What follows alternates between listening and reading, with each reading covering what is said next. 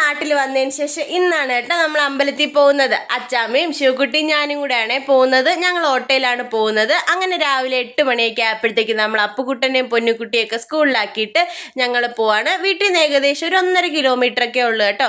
ശിവക്കുട്ടി നല്ല ഹാപ്പി ആയിട്ടിരിക്കുകയാണ്. അതുകൊണ്ട് ഓട്ടോയിൽ പോകുന്നത് നല്ല ഇഷ്ടമാണ്. പിന്നെ അമ്പലത്തിലായതുകൊണ്ട് തന്നെ അവൾ നല്ല ഹാപ്പിയാണ്. അങ്ങനെ ഇതാ ഞങ്ങൾ അമ്പലം എത്തി. മഹാദേവൻ്റെ അമ്പലമാണ്. അങ്ങനെ ഞങ്ങൾ ഇതാ ചെരുപ്പൊക്കെ ഊരിയിട്ട് നേരെ ക്ഷേത്രത്തിനകത്ത് കയറി അർച്ചനയ്ക്കൊക്കെ കൊടുത്തു കേട്ടോ. അങ്ങനെ അർച്ചനയൊക്കെ കഴിപ്പിച്ച് ഞങ്ങൾ തൊഴുത് അങ്ങനെ ഞങ്ങൾ കുറച്ച് കഴിഞ്ഞപ്പോഴത്തേക്ക് ക്ഷേത്രത്തിൽ നിന്ന് തൊഴുതിറങ്ങി.